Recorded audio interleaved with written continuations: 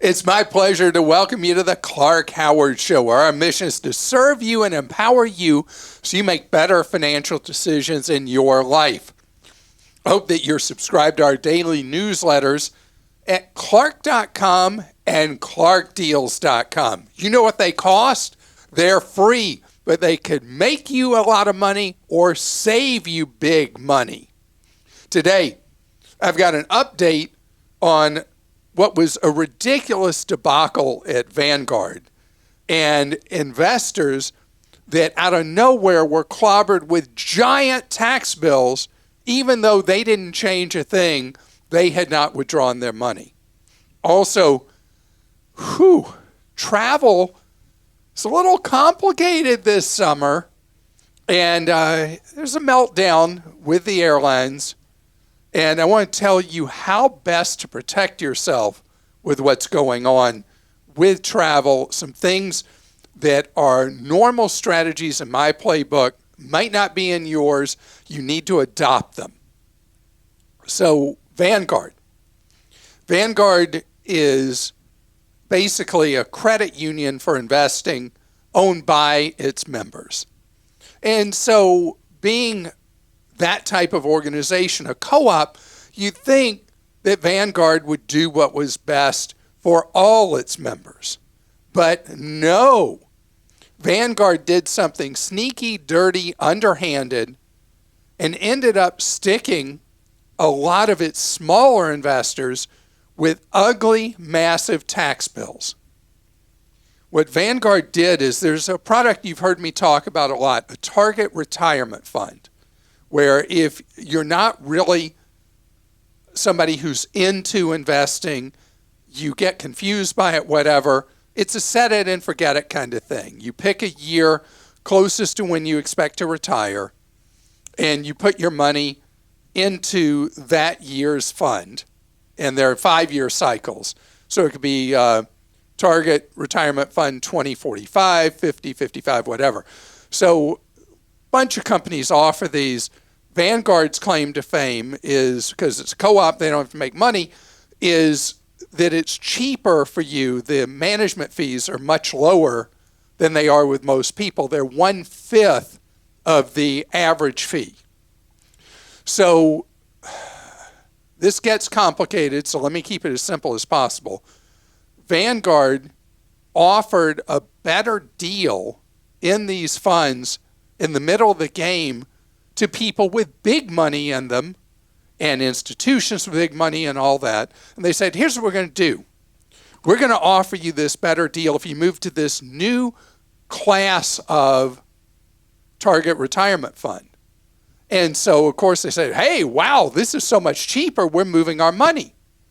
So then the existing fund had to sell a lot of its investments because it was now much smaller. What happens if you sell a lot of stuff that has gains in it, even if somebody still owns the fund, they get a tax bill. So all these people who owned a target retirement fund, not in an IRA, not in a 401k, but in an investment account, got hit with gigantic tax bills that many of them had no way to pay. Well, the first lawsuit has been settled with this.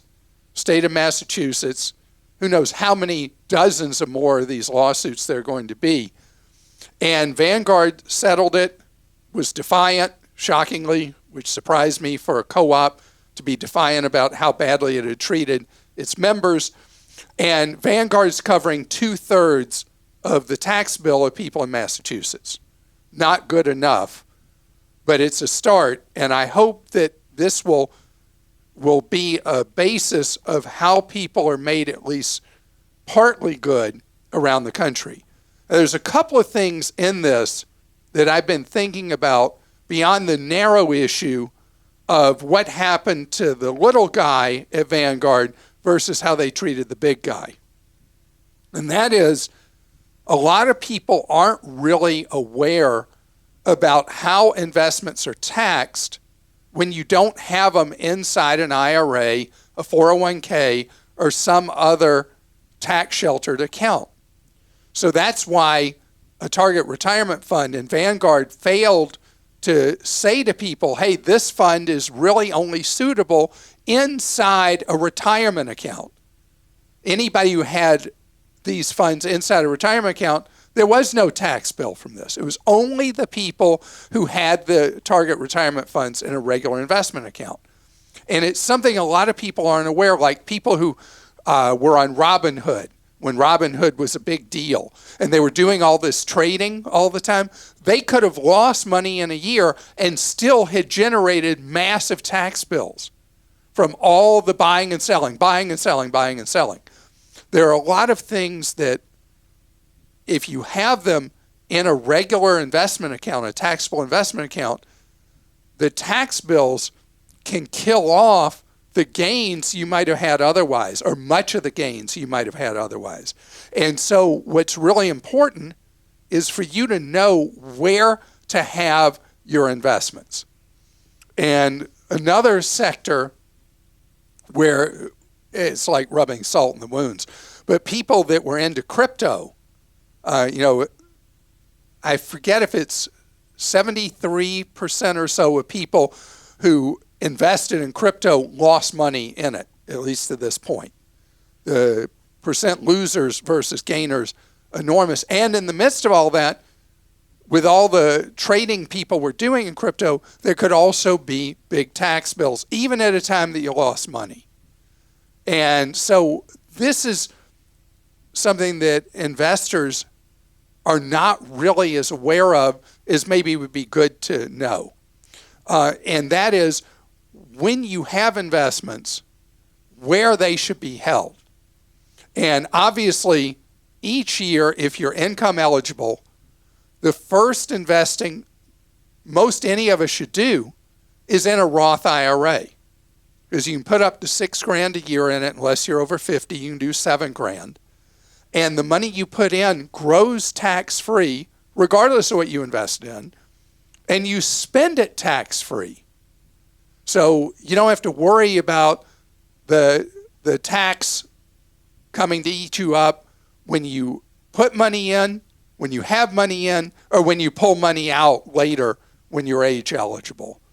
And so the percent of people who fully fund a Roth is teensy tiny, and a lot of the people who aren't fully funding a Roth are still doing regular investment accounts where everything's subject to tax. So I don't want tax to make your decisions for you, but I want you to understand some of the basics of how things are taxed so that you put your money to work where you have the least tax hit, or in the case of a Roth, no tax hit. Christa? Okay, this question is from Jim in Florida. Clark keeps saying that there will be no dramatic price decline in housing prices. How is Clark so sure? In the fall, Clark said inflation was transitory, and that was correct. That was incorrect. Incorrect. That was incorrect. If we are pushed into a recession and people start to lose their jobs, who is to say whether there will be an increase in foreclosures? That's a great question and a fair question. So let's first deal with me saying inflation was transitory. I was flat out wrong. And I believe that the supply chain disruptions were the cause of inflation. And I really didn't realize how many components there were that led to the inflation we're having now. Second thing, obviously, was the enormous amount of money that our central bank, the Federal Reserve, and the U.S. Congress pumped into the economy, and they did too much. They were really fighting the last war, what happened in the Great Recession, and they overdid it. Also, Russia's invasion of Ukraine was obviously a factor that poured more gasoline on the fire, if you think about what happened with gasoline prices and natural gas. So inflation is something, the inflation we have now is a direct result of the pandemic and has had multiple villains that have led us to where we've been with the inflation. And we're going to get the inflation under control. So that brings up housing. Why am I so confident that we're not going to see a collapse in housing anything like 15 years ago? Because 15 years ago, if I had a pulse, I could buy as many homes as I wanted without proving income and could buy a dozen, 15, 20 homes as many people did as real estate speculators. With no money down. No money down. And then they weren't even occupying those homes. We had a surplus of homes 15 years ago. So when that whole house of cards collapsed, that's why the housing bust was so severe. Today, we're in the opposite situation. We have, in most markets in the United States, we have a significant shortage of houses. And that's why we could have softness in some markets. We could see price cuts in some markets, but nothing that's going to be a catastrophic decline. As far as foreclosures, if we do see a wave of foreclosures, normally that will only be in second home communities, not in first home communities. Because if somebody gets pinched, the payment they don't make is for the second home, not their first home. David in Nevada says, has Clark himself logged into the Social Security website and used the plan for retirement scale? It doesn't work. Try to put in a date between full and delayed, and the amount is the same as the full amount. I even put in a different age, and there was no change. Now, I had sent this to you, and I signed into my Social Security account, and I was able to use the tool, and I was able to see the numbers go up. Since I know I'm not taking Social Security till I'm 70, but I was able to see how the numbers went up as I delayed my my receipt of Social Security. So I'm completely puzzled. Could have been a glitch. I would also suggest using a different browser and just seeing if there's something going on weird with your browser. Like if you're on Chrome, try to use Firefox or something like that. Maybe it's fixed. So this is from DJ in Washington. I started service with Starlink last year after many years of depending on another satellite internet provider that I had to use because of where I live in remote Idaho. Starlink is so much faster, and many people in my neighborhood have switched. Now I hear Dish TV is coming on board and may be disrupting the service from Starlink, according to an email I received. I was listening to one of your podcasts, and you mentioned Dish will have a phone service in the summer of 23.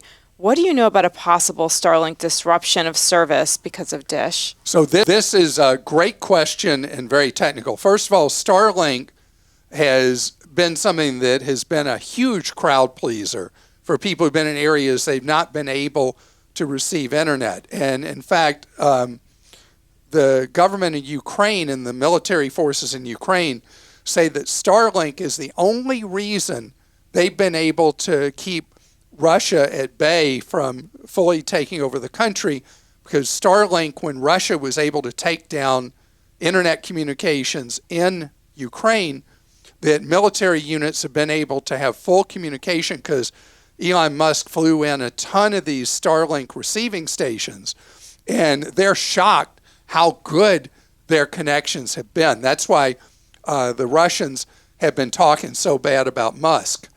But Starlink works. It's the first time we've had a satellite-based internet that has been incredibly reliable. Very few complaints. Now, this fight going on between SpaceX and Dish is so technical, and I keep reading stories about it, and I can't really understand the spectrum fight going on about a certain frequency that Dish wants to use for its cell phone service, and Starlink says it's going to mess up people's Starlink and all that. And so I don't know how it's going to play out, but that's the uncertainty. And what Musk is trying to get people to do is call up and scream at their congressman's office or complain to the FCC about the frequency issue so that nothing happens to upset how happy people are with Starlink. And I wish I could give more technical information that would explain it. I'm telling you, Christa, I've read at least 10 stories on this. Mm-hmm. And it's kind of like when I was in high school in a science class and my eyes would just glaze over. Yeah. It's the same thing for me. So if I can get a better explanation, maybe someone will post one who is very tech oriented and can explain it in English that both the listener and I can understand, because I don't get it. What I do get is the disruptions in air travel. And my last flight was yesterday, and the airport I was in was complete chaos. And all over the airport, I was listening to these people talking to an airline whose flight was delayed 3.5 hours, and they were missing their connection. They were going to have it overnight and all this stuff. And I mean, the stories are everywhere, not just in the United States. Worst in the world? Do you know where worst in the world is, Christa? In Great Britain right now, right? Toronto. Oh, really? Toronto. People who've been flying in international have had to sit on planes as long as 7 hours after they've flown to be allowed off the planes just to go to immigration. Oh my gosh. The worldwide air travel system has been in meltdown, so it's not keeping me from going. My flight was delayed a lot yesterday. Anyway, you just roll with the punches, but you got to know the best way to not take that straight shot to the kisser, and I'm going to tell you how to do that coming up. So people have been griping so much about what's been going on in the world of air travel, and it is a flat-out mess. I mean, it's just really something. And people who don't travel a lot are completely rattled by what's been happening and the delays and all that. And same-day service has become kind of a joke, because so often it's taking people an extra day or 2, even 3 days to get to where they're going. And I fly virtually every week, and it's been really interesting. And so as someone who travels constantly, I want to talk about the keys to you doing as much as you can to protect your sanity. Rule number 1. Normally I would talk about how much money you could save by changing planes instead of going a nonstop. This year, fly nonstops if you at all possibly can. Because when you add in that connection, what you're doing to yourself and whoever's traveling with you is you're in Vegas, but you might be playing a game you need 2 dice, but you only got 1. I mean, it's the exponential problems when you go to a change of planes with how messed up the airlines are right now. Oh man, don't do it. Second, I'm not a morning person, okay? I don't like getting up early to take a flight. Right now, I got to do it, because what happens is the delays cascade through the day, and the cancellations, if you end up in a flight situation that's messed up in the morning, you at least have a chance for same-day service, getting to where you were intending to go that same day. On the other hand, if you're a later in the day flight, you have the much better chance that a crew will time out, flight will get canceled, or there will be a significant delay, and you could end up stranded because you've missed any opportunity to be rebooked on any kind of later flight. I can't believe that I'm having to talk about something that should be just an unalloyed joy, getting to go somewhere, explore, see family, well, if your family's fun, and do these things, that right now it's become such an intense chore to do the airport thing. Security lines, well, they're not exactly great. And that's why if you do travel, I'd say 3 or more times a year, it's actually worth the $85 for 5 years, $17 a year for pre-check. that gets you out of the mind-numbing, ultra long lines. And if you travel a lot more than that, or you travel internationally, you should look at Global Entry. It's $100 paid up front. That covers 5 years, $20 a year. Gets of that you through. and clear.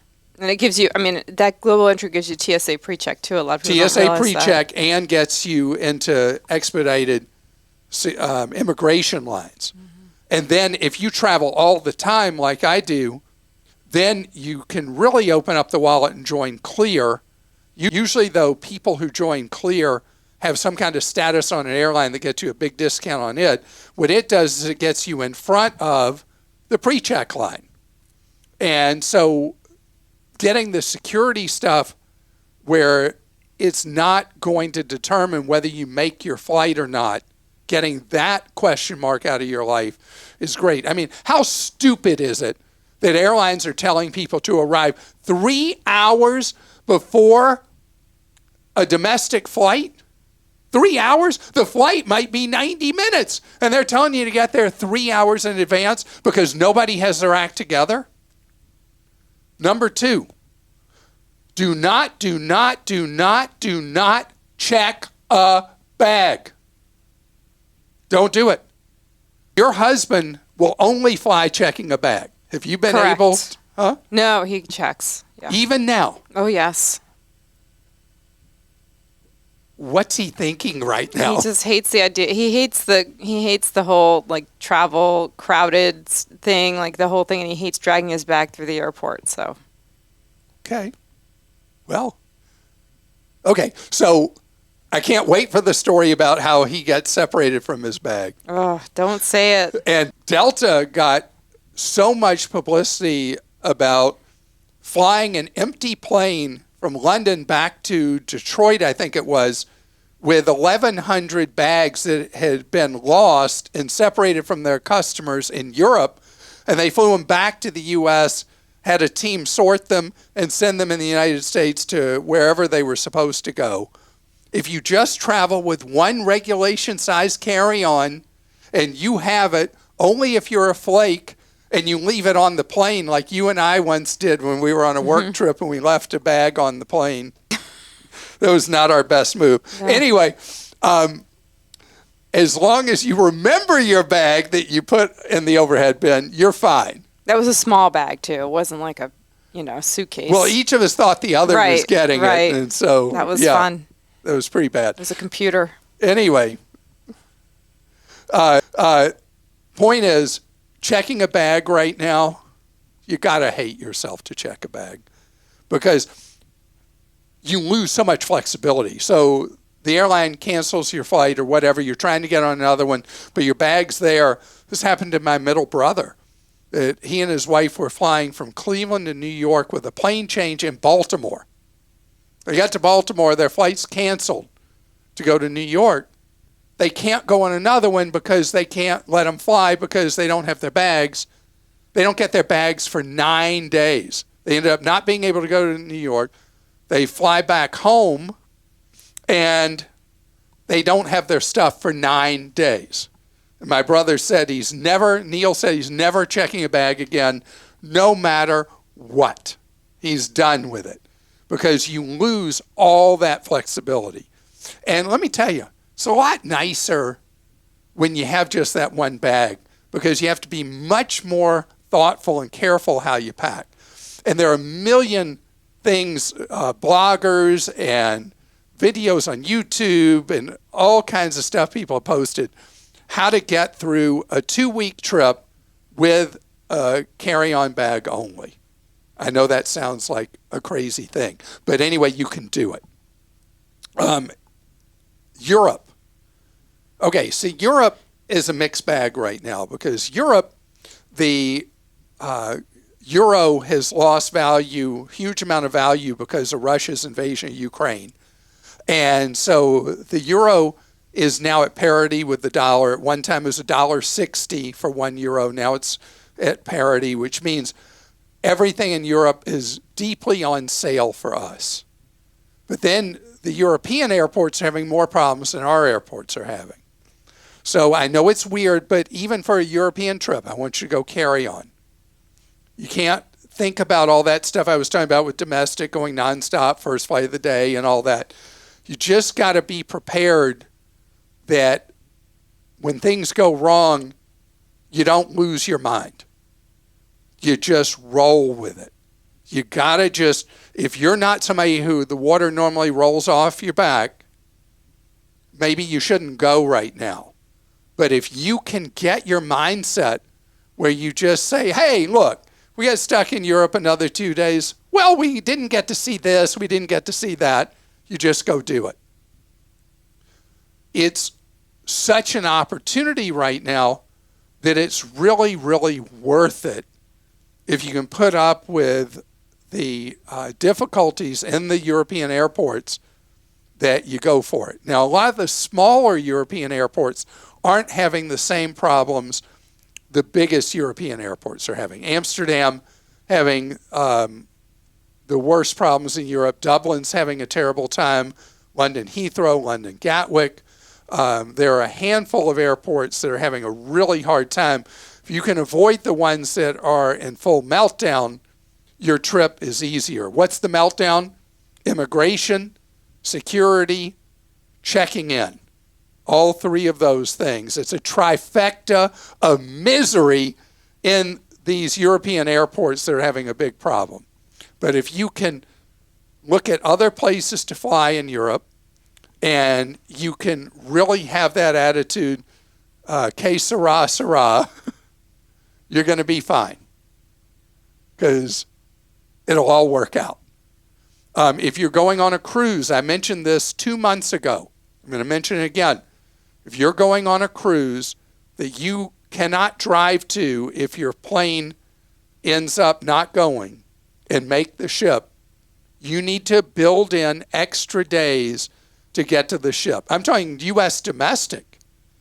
You don't want the ship sailing without you. So you got to build in these days. You got to do all this to protect that vacation. And I know there are people listening to you and me, Christa, right now that are like, I'm not doing all that. Mm-hmm. And that's your choice if you say, that I just took all the fun out of travel for you. But the important thing is that you know you don't lay out your precious money and vacation time and then have it all melt down on you. Now, what's the worst experience you've had with this going on? Well, I really haven't. I mean, I went to Iceland recently with my mother and daughter and had a great trip. And it did take us forever. It just felt like there was something weird going on in the airport going home. Like the security, they were pulling people aside and taking them back to rooms to ask them questions. They took my daughter, and it was just so many people, and that took forever. And Your daughter's really sketchy. Yes. Yeah. And then they pulled tons of bags aside, too, like more than I've ever seen, to go through them in security. Like I had some of my stuff messed up, like some gifts I had bought and everything, because they were just manhandling it like crazy. That's why I got nothing from Iceland. So, yeah, sorry. Yeah. Okay. But yeah, no, I've been very fortunate. I don't know if I'd go to Europe right now, like mainland Europe, because I've heard also it's so crowded. Like people, you can't even get into a restaurant like any time of day. Like just these big cities, everybody's just traveling at once, I think. Yeah, I never have that problem at McDonald's. That's true. Yeah. That's true. And you wouldn't go to Iceland because you said there's no, because they don't have McDonald's there. They used to have 3 McDonald's in Iceland, and now they're all gone. So there is a time I would go. September. Yes, that would be great when it gets September, quieter. If you've heard all this stuff from me, September is the chill time, still with good weather, not as much daylight in Europe, it's so far north, but you have better weather in September than in May, and you're not going to have the crowds. That sounds good. Let's go to some questions. Bill in Illinois says, you've recommended in the past that one use Schwab banking for overseas options so one can carry less cash. That did not work for me this year. Unlike last year, this year the European banks have added an incredible 12.5% surcharge that is on top of the bank exchange rate for each ATM transaction. Banks in Portugal, Greece, and Croatia all did this. I called Schwab to see if they covered this, but no, they do not. They did state that the Visa Plus Alliance network does not charge this 12.5%, and that the Visa website has a Visa ATM global locator. Are you aware of this problem, and is the Visa ATM route a good solution? So, Bill, you have brought something to the table I have never, ever heard. No one has ever mentioned this before about a 12.5% junk exchange fee at ATMs. It's on top of the exchange fee, he said. Well, there is no exchange fee when you use the Schwab card. Okay. So you're not paying, you're getting banker's buying rate with no junk fee added on using the Schwab ATM card. So I'm going to have to look into this, Bill, and if this is a weird thing that happened to you or has become a common thing, I need to talk about either angle and how you would get around it, and would it eliminate the problem using the Visa Plus Alliance. And I'll let you know, because what I've always said to people is the enormous advantage of using the Schwab ATM card overseas, because you avoid all the junk fees, and then you get hit with 12.5%.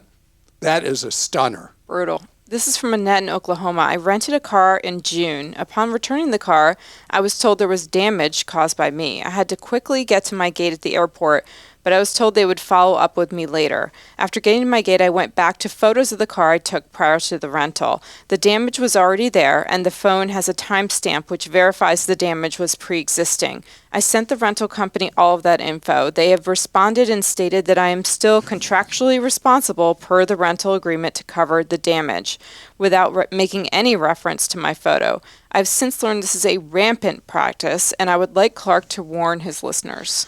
So, Annette, you are not going to have to pay for that damage if you stick to your guns, because you have photos that clearly show the damage pre-existed your rental of the vehicle. Now, obviously, the best way to protect yourself is to do the walk around like you did, taking the pictures before you started the rental, and then before you leave the rental complex, that you have it noted on the damage sheet.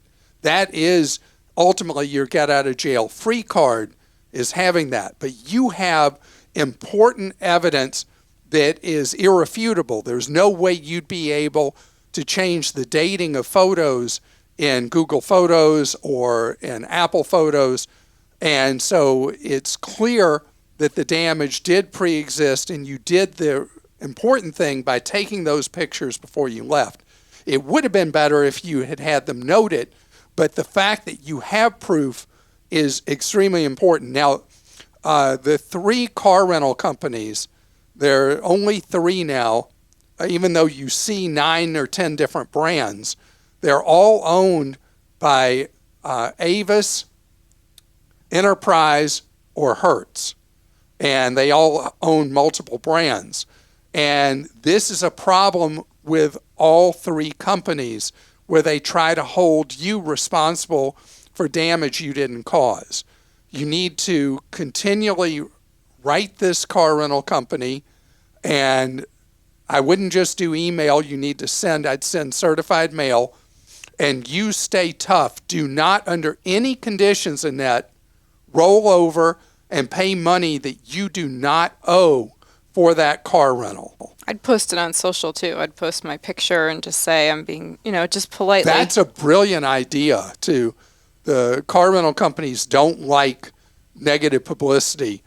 And so posting on social what happened may in fact draw a response from the company. And that would be great for you to do. But do not, under any circumstances, let them take advantage of you in such a way. And I want to thank you for being with us today.